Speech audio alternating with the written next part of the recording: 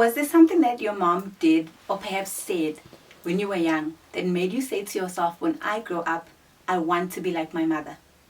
Or are there things that she said or did that just made you cringe and made you say, now this is a good example of what I do not want in my life? Or perhaps like me, you were not raised by your biological mother, and in some way, becoming a mom has just opened up childhood wounds for you. Well, motherhood has that effect. It just has a way of making you relook, relive, and reevaluate how you were raised.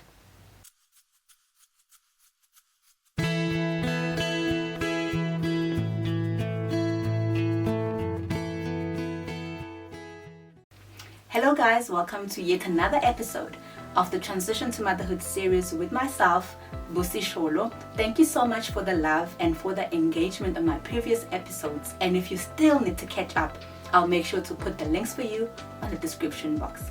Well, today I want to talk about our childhood and how we can navigate just all these memories that come back as you become a parent yourself. I think let's begin with navigating having a good example, which I think at first glance you'll be like, okay, why should I be navigating having a good example? Because that means I have a base, that means I'm not starting from scratch. That's a blessing, and I totally agree. It is a blessing, and it just helps you as you transition into being mom. It just makes the process just a little bit easier. But there is something that we need to be cautious of, and that's when we want to be like our own mothers so much that we criticize ourselves when we cannot meet the standard, that we criticize ourselves when we cannot give our own children the experiences that our own mothers were able to give to us. And I believe that to navigate that, we need to actually have conversations with our moms, if we still can, if they're still alive, or whoever raised us, and just ask, because my belief is that motherhood is hard, especially at the beginning. And as kids, we might not remember those hard moments. We may just maybe remember the times where our parents have already adjusted to being mothers. So I would suggest that you have a conversation with your mom and ask, how was it like? Have they ever had difficulties? What challenges did they have? Because for me, I felt lost in motherhood so much that when I wrote my first blog post, I spoke about not understanding why I felt lost, whereas my aunt and my mom did not feel lost. From what I remembered, they seemed like they were enjoying motherhood. But it's not until I asked my aunt to say what was it like for her. And in Zulu she just said, which basically means she felt like having kids can slow you down. So for me that was enough for me to know that she did have some type of challenge as a new mom. So at least that gave me a little bit of peace to say, okay, I wasn't falling short, I wasn't the odd one out. So have those conversations, and you'll begin to understand that they had difficulties as well. And secondly, I want us to talk about navigating now having a bad example. I think I've become more gracious. Becoming a mom actually has made me understand, even though maybe I might not have a full idea, because in my case my mom is late and I can't have conversations and I can't ask her certain questions now, but it has actually made me more gracious towards or maybe to the point where I felt like they were falling short or they could have done better when it came to raising me. But that actually still makes me want to improve on those specific things. But I have fallen short on those things so many times.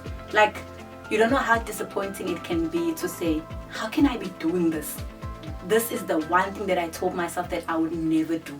This is the one thing that I didn't like. For example, I hated shouting. I hated being shouted at, and I found myself doing that so many times to my daughter, and I'm just like, ish, Busi, that's not you, that's your mom, that's not you, that's your aunt, what are you doing?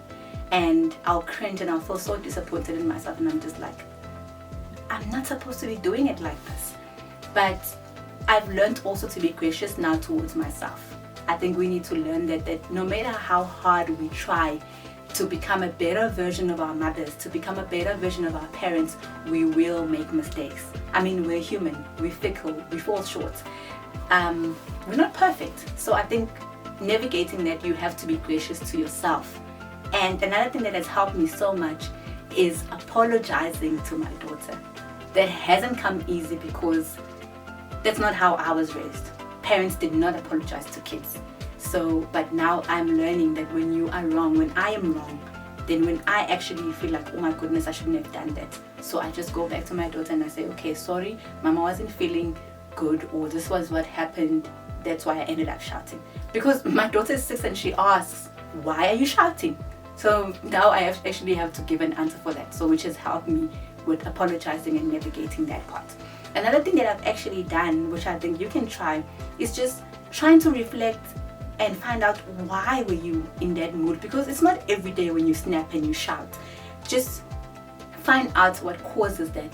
For me, I know when I've had a long day, when things have not been going my way, I feel agitated and I'm more prone to shouting at my daughter. So now I try and navigate to say, okay, today I had a long day, so what can I do that will actually make me calm down, so that when I get home I actually have more chances of just being calm.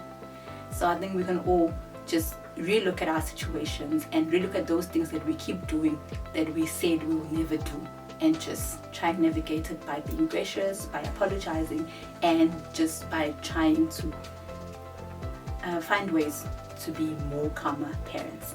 And number 3 is mothering without a mother. Whew, this is a difficult one. For myself, trying to navigate it. To give a little bit of a background, I wasn't raised by my mother, but she was alive. I wasn't staying with her.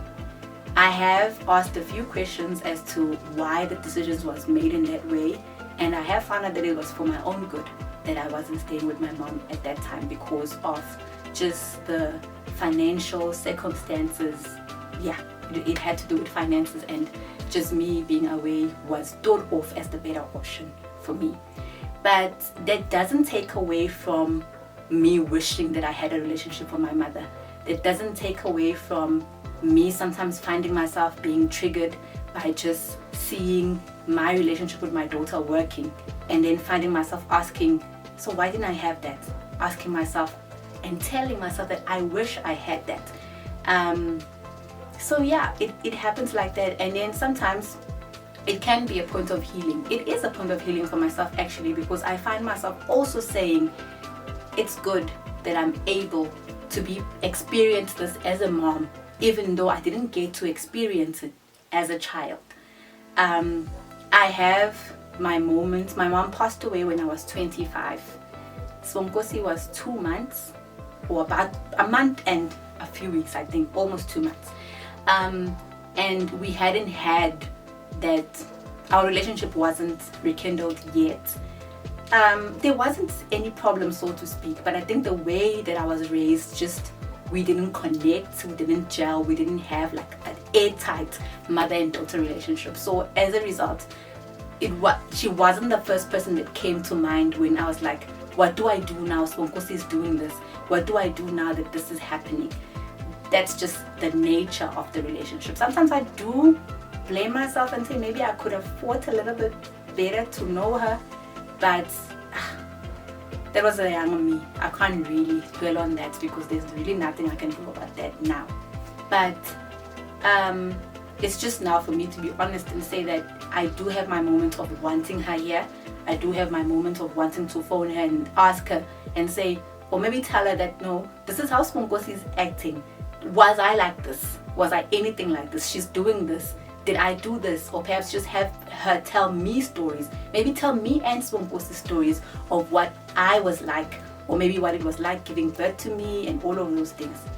But yeah, how I'm navigating that now, because that's still a work in progress for me, is just having those conversations with relatives and having those conversations with people who were there with her, and just maybe trying to understand decisions that were made, and trying to understand how did we end up not having a mother and daughter relationship. And I think if you maybe went through something that is similar, I would like you to just tell me how you navigated that down in the comments, just to help me and to help somebody else who's maybe going through that, to say, okay, how did you navigate it? How did you come out on the other side saying, okay, I've healed, I've conquered, I'm moving on? Because it does raise a lot of questions when you find yourself showing up the way that you are showing up for your child, and start questioning why somebody else was unable to do that for you. So those are the 3 things that I want us to learn to navigate when it comes to our childhood. Just having our parents as good examples, and just being gracious to ourselves and not criticizing ourselves when we feel like we're falling short.